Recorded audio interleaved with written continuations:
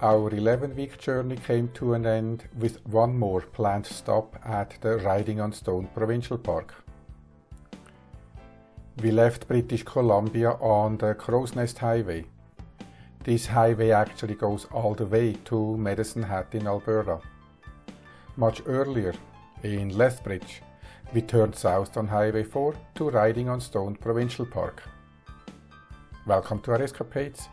Ursula is the navigator, my name is Dieter, and I'm the wheelman.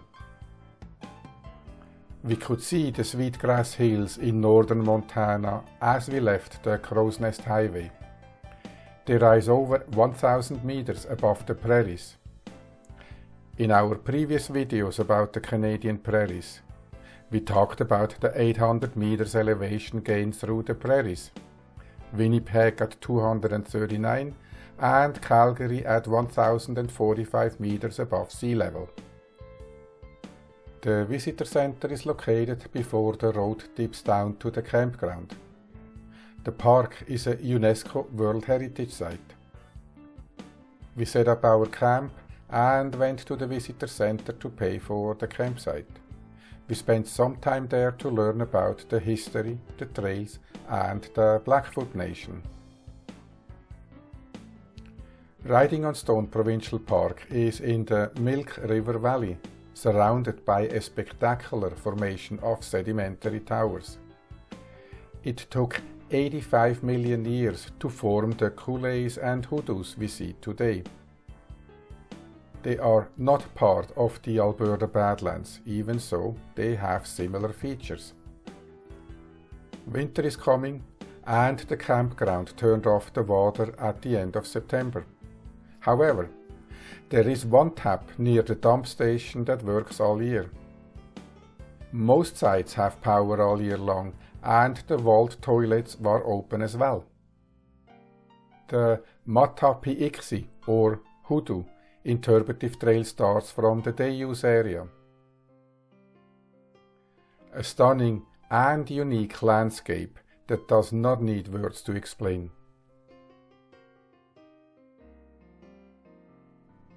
Before you start the hike, make sure you download the trail guide from the Provincial Park website. The trail markers talk about the history of this place. It is the home of the Blackfoot people. They were here long before the first European traders showed up in the mid-18th century. At that time, horses were introduced.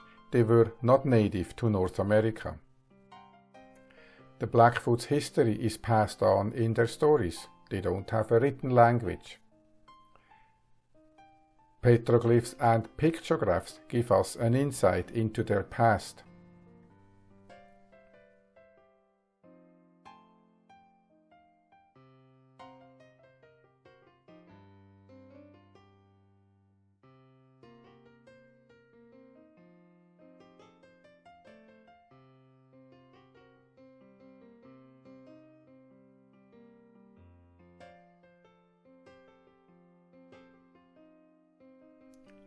At trail marker 13 is the battle scene.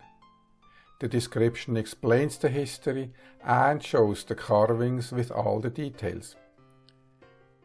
We had a problem locating the individual parts on the rock. I did change the color settings in this video to get more contrast. I won't go into the details of the history. To get a better understanding of the carvings, I recommend starting in the museum first and taking the tour. Many details we learned from our guide helped us to see nuances along the interpretive trail. Our tour guide was Andrea, and her stories brought the carvings and paintings to life. The rock art is a journey through time. The oldest petroglyphs we see today are close to 2,000 years old. They were carved with dull tools like rocks.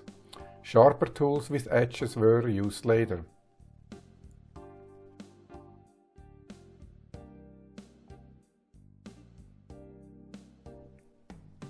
The shielded warriors were created at a time before the settlers arrived. The first settlers came here in the mid-1700s. And the last timepiece was the Ford Model T that was carved into the rocks. Blackfoot elder Bird Rattle carved them in the 1920s.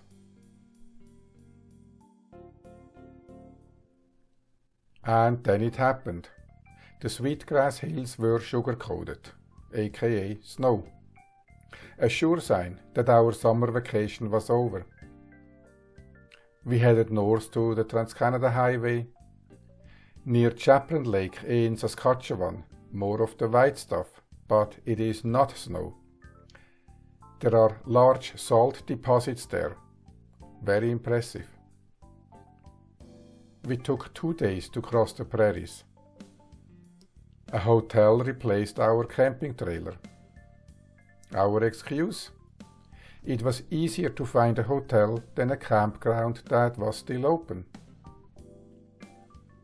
Then 2 more days through Ontario to finally make it back home. We spent 1 night in Fluss Provincial Park.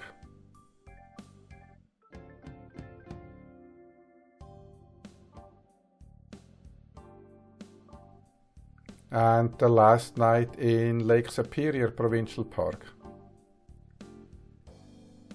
The fall colors in the north were almost over.